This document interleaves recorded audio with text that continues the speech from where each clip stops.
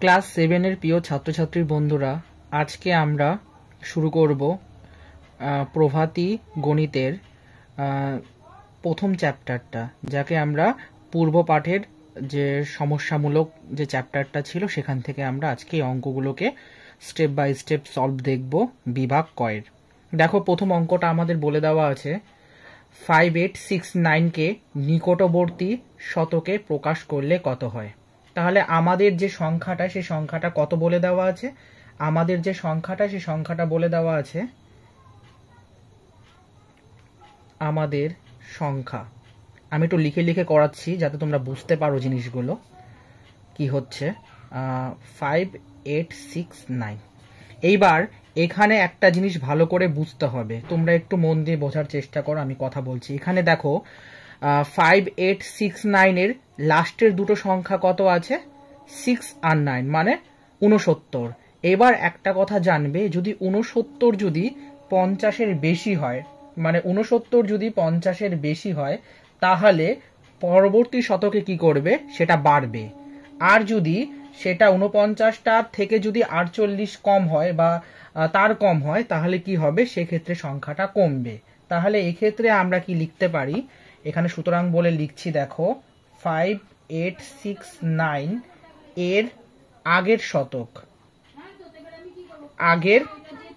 আগের শতক হচ্ছে, শতক কত, আগের শতক হচ্ছে 5800।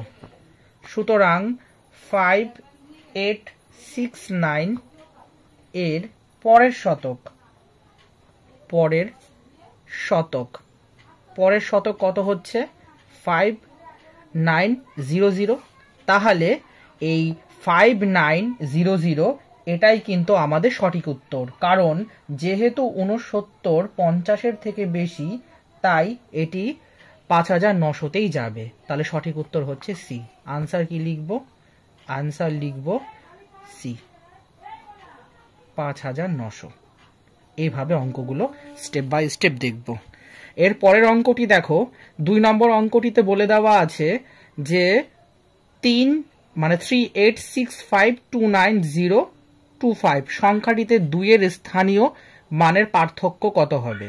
তাহলে এখানে 2 এর স্থানীয় মান, এখানে দেখো দুটো 2 আছে, এই একটা 2 একটা 2। প্রথম 2 এর জন্য আমরা কত লিখতে পারি, দেখো 1 2 3 4 5, 1 2 3 4 5।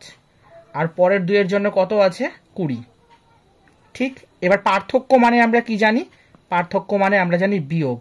তাহলে এটার থেকে, মানে এই পুরো সংখ্যাটির দিকে যদি আমরা 20কে বাদ দিই, তাহলে কি দেখাচ্ছে 19980, যেটা আমাদের অপশন ডিতে কারেক্ট।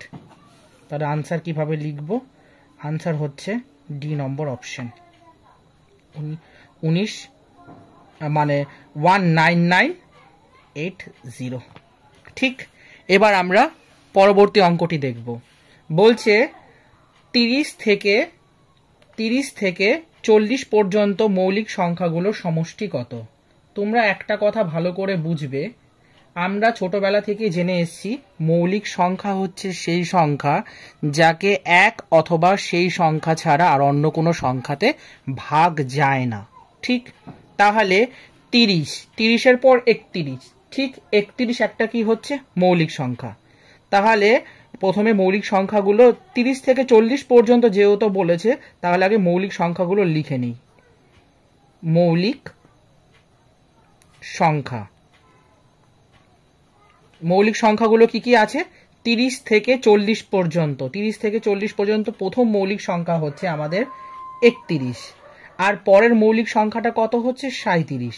ব্যাস, এই দুটো মৌলিক সংখ্যা। এবার বলেছে কি, এগুলো সমষ্টি, সুতরাং সমষ্টি বলে লিখতে পারো, সমষ্টি ইকুয়াল টু 31 প্লাস 37, দুটোকে যোগ করলে হচ্ছে 68, মানে 68 হচ্ছে আমাদের সঠিক উত্তর। অপশন দেখ, অপশন এ, আনসার হচ্ছে এ নম্বর 68।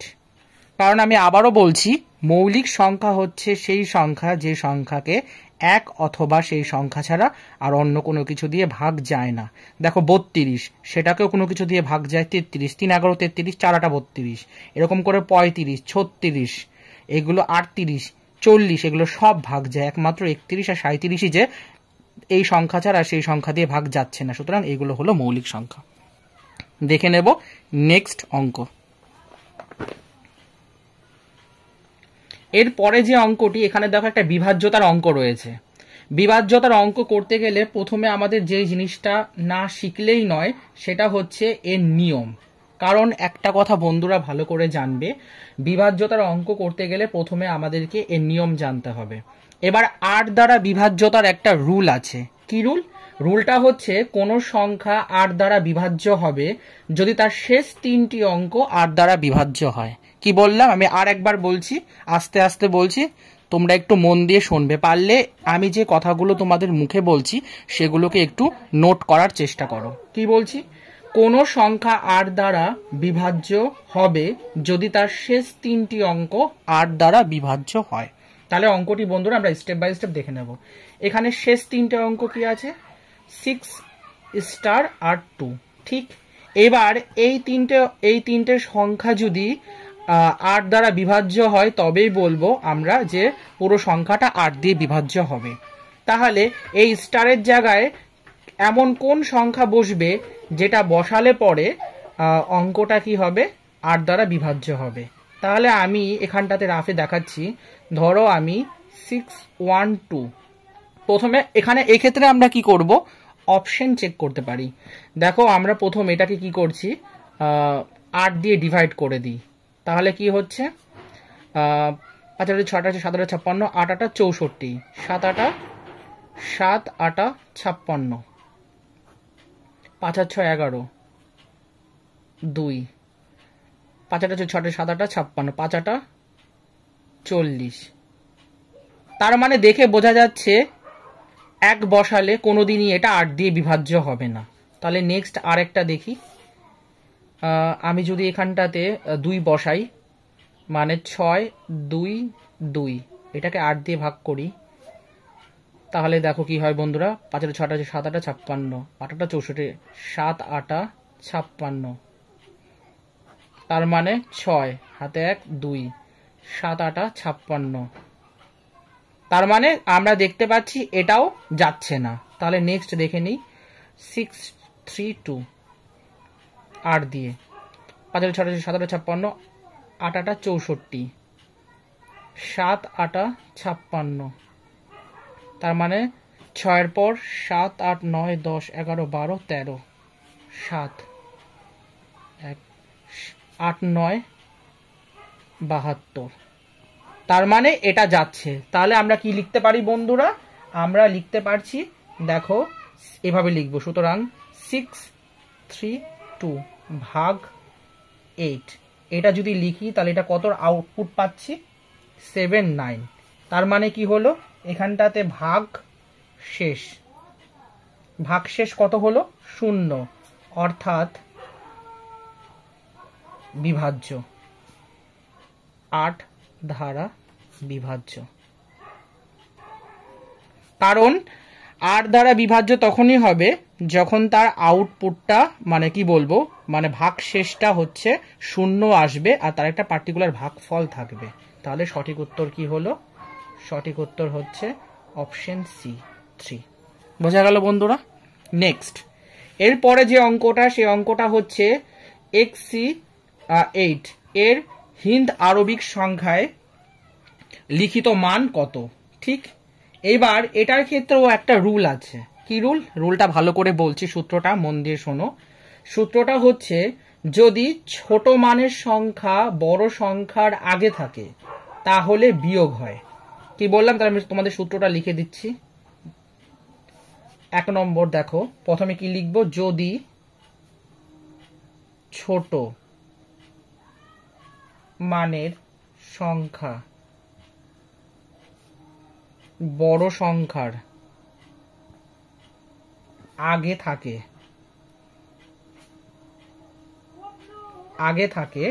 যদি ছোট মানের সংখ্যা বড় সংখ্যার আগে থাকে তাহলে কি হবে? বিয়োগ হবে। তাহলে বিয়োগ হবে। আর 2 নম্বর রুলটা কি বলছি, যদি ছোট মানের সংখ্যার পরে, মানে যদি ছোট মানের সংখ্যা বড় সংখ্যার পরে থাকে, তাহলে কি হবে, তাহলে যোগ হবে।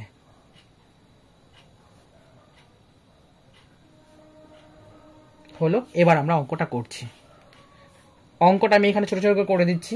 প্রথমে আমাদের কি দেওয়া আছে, এক্স এর আমরা রোমান ভ্যালু কত জানি, এক্স এর রোমান ভ্যালু হচ্ছে 10, আর সি এর রোমান ভ্যালু কত হচ্ছে 100।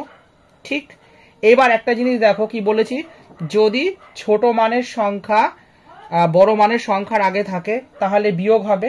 তাহলে এখানে কি হচ্ছে, সুতরাং এখানে আমি লিখতে পারছি 100 বিয়োগ 10।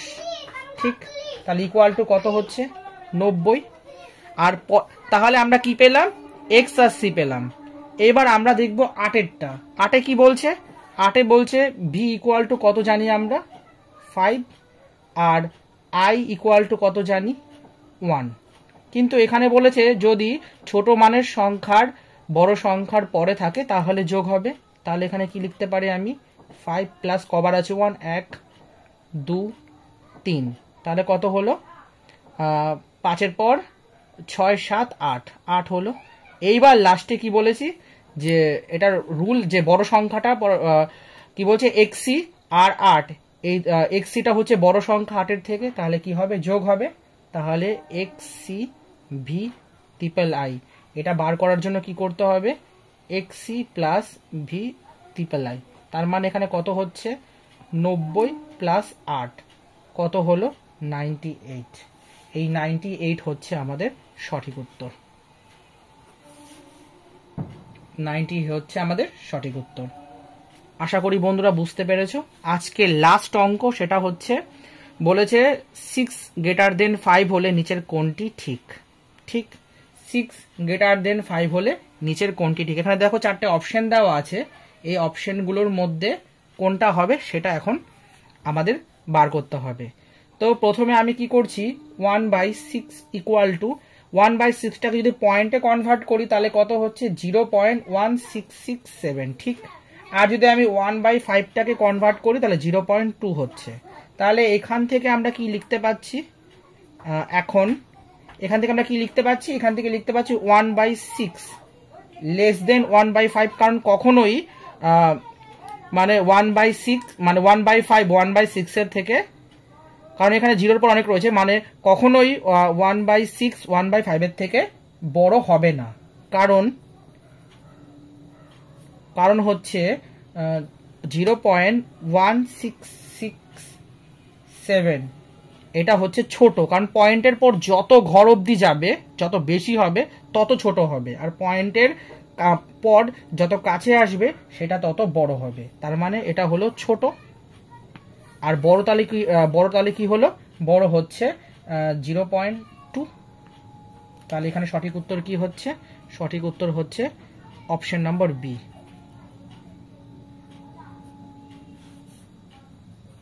1/6 লেস দেন 1/5।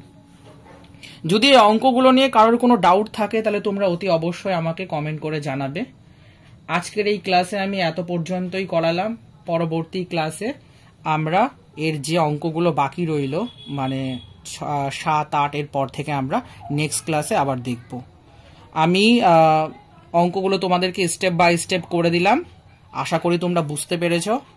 কারণ দেখো আমি তোমাদেরকে আরেকবার এই জিনিসটা বুঝিয়ে দিচ্ছি, 1/6কে যদি তোমরা ভাগ করো দেখবে এরকম একটা আউটপুট আসছে, মানে এটা লম্বা করে মানে কি বলবো ইনফাইনাইটের দিকে বাড়তে থাকবে। আর 1/5 এটা কি হচ্ছে 0.2তে শেষ হয়ে যাচ্ছে। এবার একটা কথা মনে রাখবে, পয়েন্টের পর যত ইনফাইনাইটের দিকে যাবে ততই সেই সংখ্যাটা ছোট হতে থাকে, আর পয়েন্টের পর যেটা শেষ হয়ে যাচ্ছে মানে এটা আর বাড়ছে না, মানে ইনফাইনাইট হচ্ছে না, ফাইনাইট হচ্ছে, সেটা তত বড় হচ্ছে। সুতরাং তাহলে 1/6 লেস দেন 1/5, মানে 1/6 হচ্ছে 1/5 এর থেকে ছোট। তাহলে এখানে অপশন নম্বর বি হচ্ছে কারেক্ট আনসার। তাহলে বন্ধুরা আজকের মতো আমি এখানে শেষ করলাম। যদি ক্লাসটা ভালো লাগে লাইক করো, আর কোনো ডাউট থাকলে কমেন্ট করো। তোমরা যেরকম বলবে আমি চেষ্টা করব সেরকম তোমাদের ডাউটগুলো ক্লিয়ার করানোর। পরবর্তী ক্লাসে আবার দেখা হবে।